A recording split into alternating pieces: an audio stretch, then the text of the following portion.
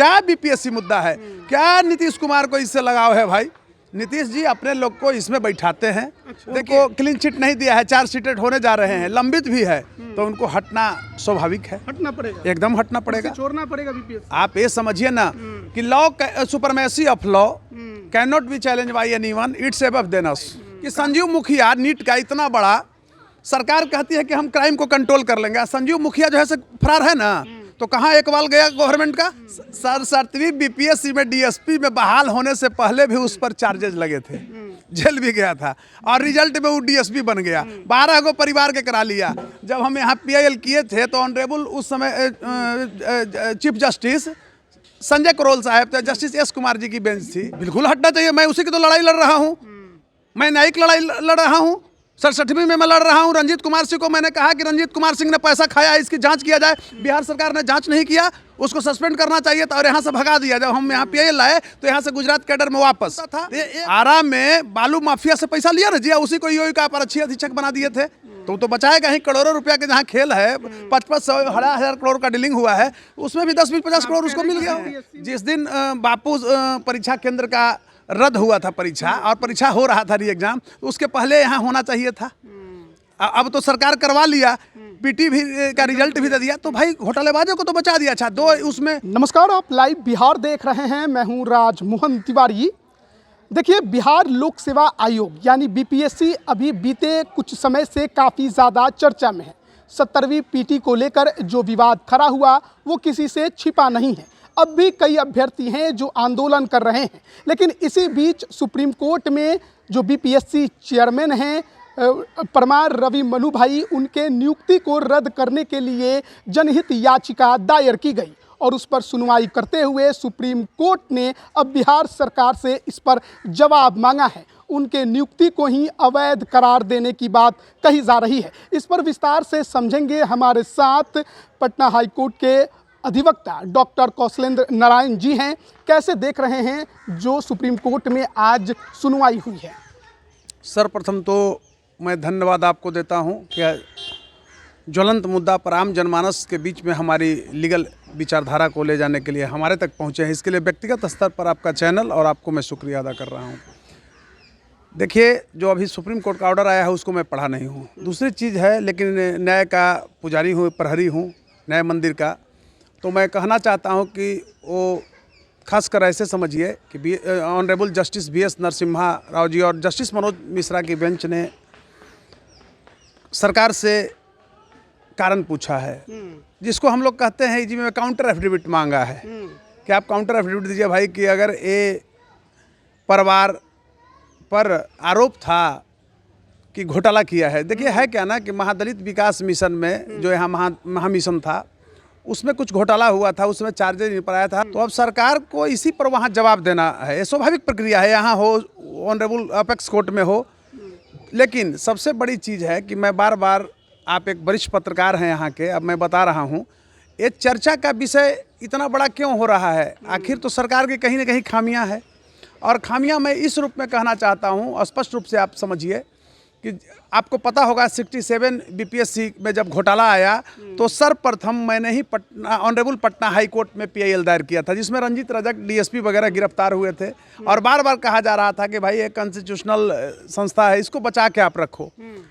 होता था क्या कि सरकार रिटायर के सड़ा गला उठा करके ला के धर दिया, उसको डर ये नहीं होता था कि हमारा पेंशन रुकेगा, फलाना रुकेगा, सबने लूटा।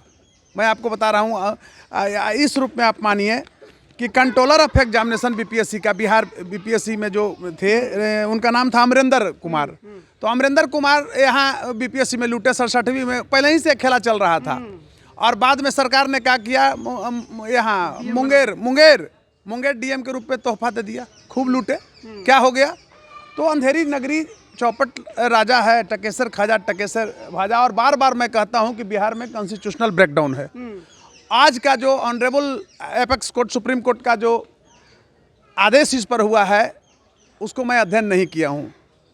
आपने कहा तो मैं एक न्यायिक जो प्रक्रिया होती है, न्याय मंदिर का पुजारी हूँ, तो मेरा फर्ज होता है, इतना स्टडी है, एक समान प्रक्रिया जो है उसके तहत मैं बोल रहा हूँ, एक काउंटर एफिडेविट। हालांकि यह एक आपको मैं इस रूप में कहूँगा कि स्वाभाविक न्यायिक प्रक्रिया है।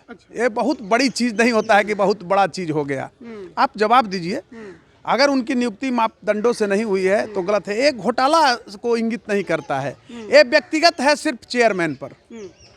इसको घोटाला से क्या मतलब है?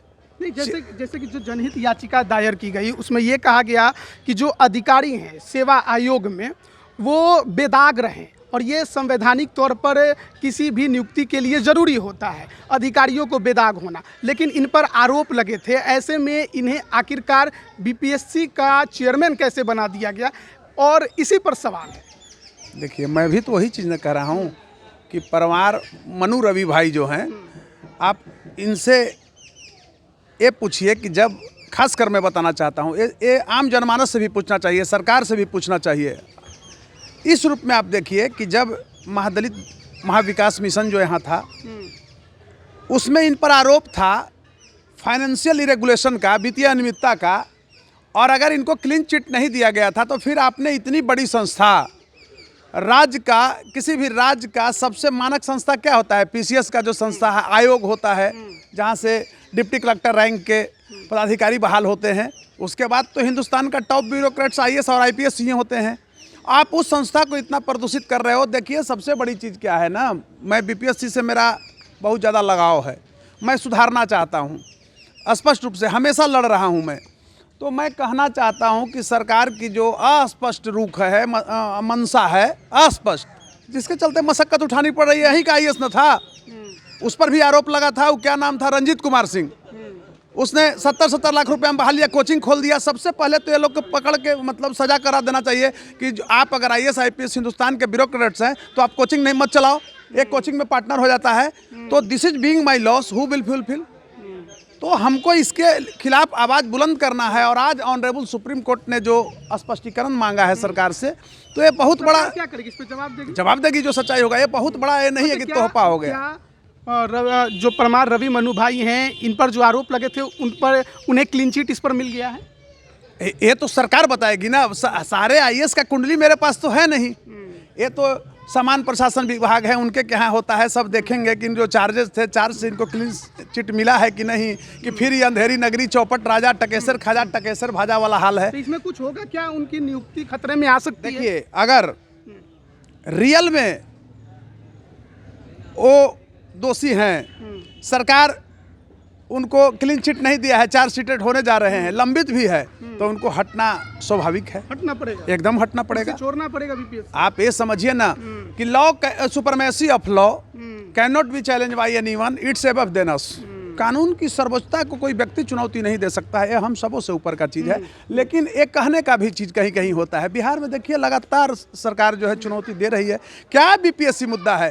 क्या नीतीश कुमार को इससे लगाव है? भाई नीतीश जी अपने लोग को इसमें बैठाते हैं। अच्छा। देखिए, मैं एक जिम्मेवार नागरिक हूँ, एक अधिवक्ता होने के, आप ऐसा मानिए, आप देशरत्न डॉक्टर राजेंद्र प्रसाद का इतिहास पढ़िए, लोकमान्य तिलक का पढ़िए, मोतीलाल नेहरू का पढ़िए, जवाहरलाल नेहरू का पढ़िए, बिहार के परिदृश्य में बिहार के श्री डॉक्टर श्री कृष्ण सिंह का पढ़िए, कितना बड़ा उनका पेशा था, वकालत का लात मार के राजनीति में आए थे। आप कालांतर में अरुण जेटली जी को देखिए, राम जेठमलानी जी को देखिए, यहाँ के संदर्भ में भी आप देख सकते हैं। अभी वर्तमान में रविशंकर प्रसाद को, कि बिहार के परिवर्तन की लड़ाई जो लड़ी गई उसमें बहुत बड़ी उनकी भूमिका रही।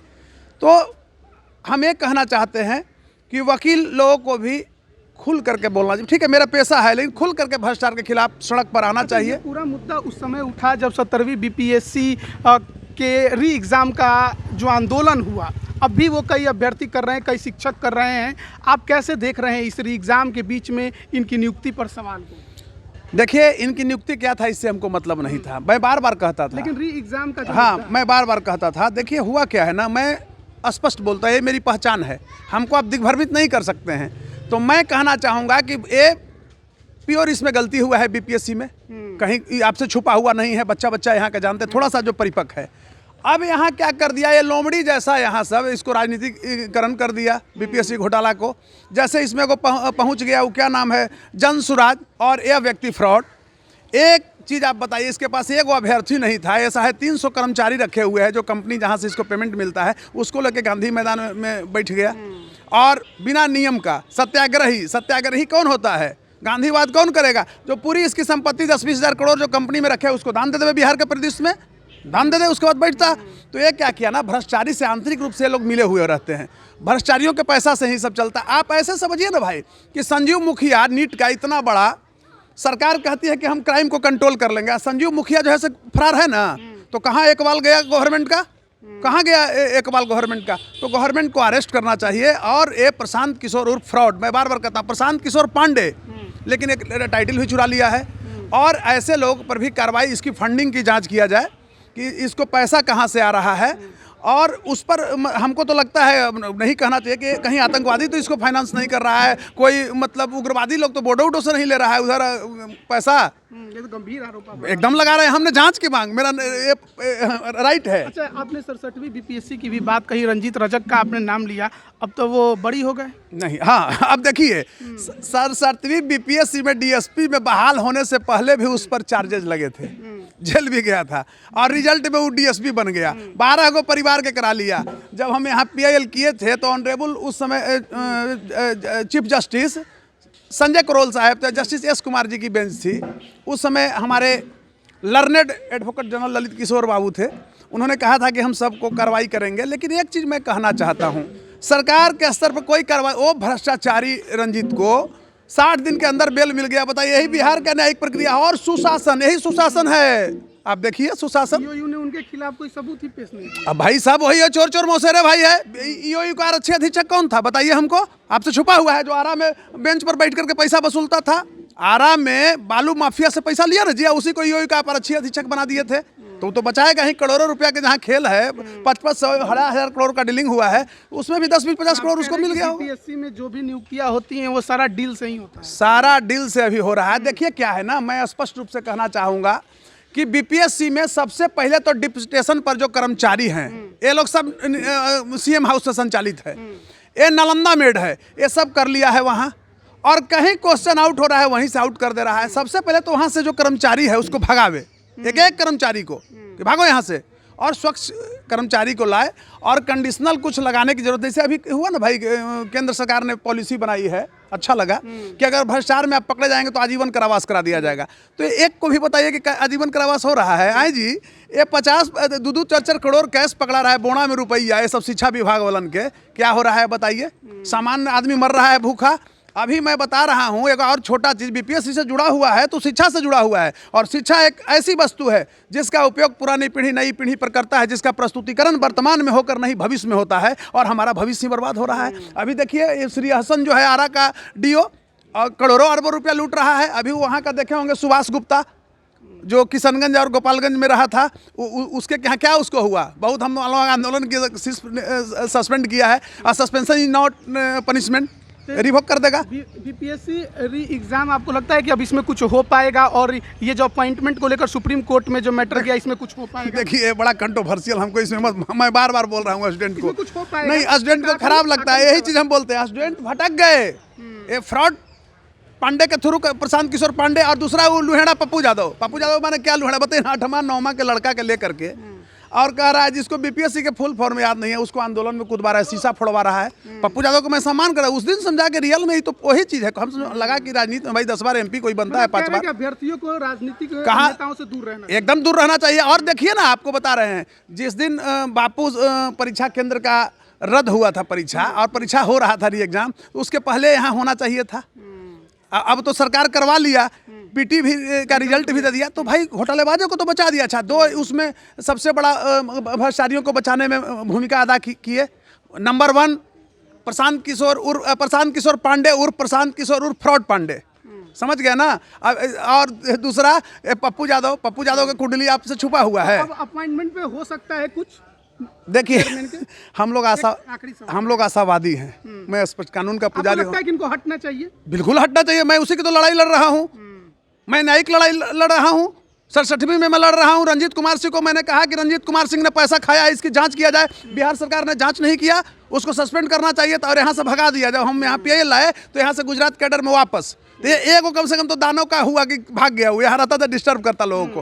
वो रैकेट है, एक सिंडिकेट है, ना इसमें जाति है ना धर्म है। चोर की कोई जाति होती है, बलात्कारियों की कोई जाति होती है, अपराधियों की कोई जाति होती है। अभी देखिए एक चीज़ बिहार में आपको मैं स्पष्ट रूप से किसी का न उनसे हमारी बात होती है न कुछ। मैं स्पष्ट रूप से कहना चाहूँगा कि अभी जो हमारे के यहाँ डीजीपी बने हैं और एडीजीपी दोनों के बारे में ही कोई कहता है कि ये लोग बेईमान थे, हर लोग कहता है कि ईमानदार दोनों हैं और सख्त से सख्त हैं। तो मैं कहना चाहता हूँ कि जो कॉन्स्टिट्यूशनल ब्रेकडाउन बिहार में हुआ है इसको पटरी पर लाया जाए और भ्रष्टाचारियों को सलाखों के अंदर सड़ा दिया जाए। इसमें देखिए नीतीश कुमार को थोड़ा जाति धर्म से ऊपर उठ के काम करने की जरूरत है। मैं बार बार कहता हूं कि 2005 से 10 का बिहार गोल्डन पीरियड रहा था। अब राइफल कल्चर रुक गया था। ये राइफल खाने के लिए नहीं था, नली जो निकाल के सुमो से चलता था देखे ना बंद हो गया था। कितना क्राइम रुका था, क्या बात है कि आ गया। फिर वही चट्टे बट्टे आ गया, सब लुहेड़ा पहुंच गया। तस्लीमुद्दीन जैसे लोगों को ज्वाइन कराया था। क्या नीतीश कुमार जी के पास गंगाजल था कि लालू जी के यहाँ जो लोग भविष्य माने वो भ्रष्टाचारी थे, गुंडा मवाली थे, भ्रष्ट थे, और नीतीश कुमार के यहाँ गंगाजल था कि उसको छिट के शुद्ध करते हैं। तो इसको सुधारने की जरूरत है। और मैं बार बार कह रहा हूँ, हम बिहार के पीढ़ी के लिए लड़ रहे हैं। हम इसके पहले भी आपको बता चुके हैं कि कल का भविष्य हमारा शिक्षा। हमारे भाई बोला ना कि शिक्षा एक मेरी है कि शिक्षा एक ऐसी वस्तु है। देखिए डॉक्टरेट मैं सोशियोलॉजी से किया हूँ, तो मेरा ये विश्लेषण है कि शिक्षा एक ऐसी वस्तु है जिसका उपयोग पुरानी पीढ़ी नई पीढ़ी पर करता है, हम लोग बाल बच्चे पर करते हैं, जिसका प्रस्तुतिकरण वर्तमान में भविष्य में होगा। भविष्य में क्या होगा, ये चोरबा सब मतलब बीपीएससी लोग कहेगा ना चोरी से हुआ, कोई सम्मान है आप बताइए। पहले गांव घर में एक बीपीएससी डिप्टी कलेक्टर जाता था तो सम्मान होता। अब ऐसा लड़का जाता है जिसको लिखना नहीं आता है, कॉपी लिखवा लेता है। OMR अभी देखे ना भागलपुर में पकड़ाया, जो कहा कि 7 को परिवार पकड़ाया है, उसमें लिख दिया कि रंजीत रजक डीएसपी ने कहा था कि OMR सीट जो होता है उसको खाली छोड़ दो। तो क्या बात करते हैं पत्रकार महोदय। ये बिहार में कॉन्स्टिट्यूशनल ब्रेकडाउन है, आपकी भूमिका भी है, आपका बिहार है, बिहार के जिम्मेवार नागरिक आप हैं, हम भी हैं, और वकील समाज, पत्रकार समाज, सामान्य पब्लिक सबको लड़ना है इस आंदोलन के खिलाफ। और अपराधी मवाली भ्रष्टाचारी से छात्रों को दूर रहना है। बहुत बहुत धन्यवाद आपका हमारे साथ जुड़ने के लिए। तो देखिए बीपीएससी मुद्दे पर हम बात कर रहे थे और कई चीज़ों पर ध्यान जो है वो खींचने का काम हाई कोर्ट के अधिवक्ता डॉक्टर कौशलेंद्र नारायण जी ने किया है। आप इस पर क्या राय रखते हैं कमेंट करके ज़रूर बताएं। आप सभी का बहुत बहुत धन्यवाद। बिहार बोर्ड 10वीं 12वीं परीक्षा की डेट शीट आ गई है। क्या आपकी तैयारी अभी अधूरी है? घबराने की कोई जरूरत नहीं। आ गया है read and pass quick reviser crash course book, जो दे आपको परीक्षा के लिए VVI प्रश्नों की अल्प समय में बेहतर तैयारी। प्रकाशक भारतीय भवन, खजांची रोड, पटना।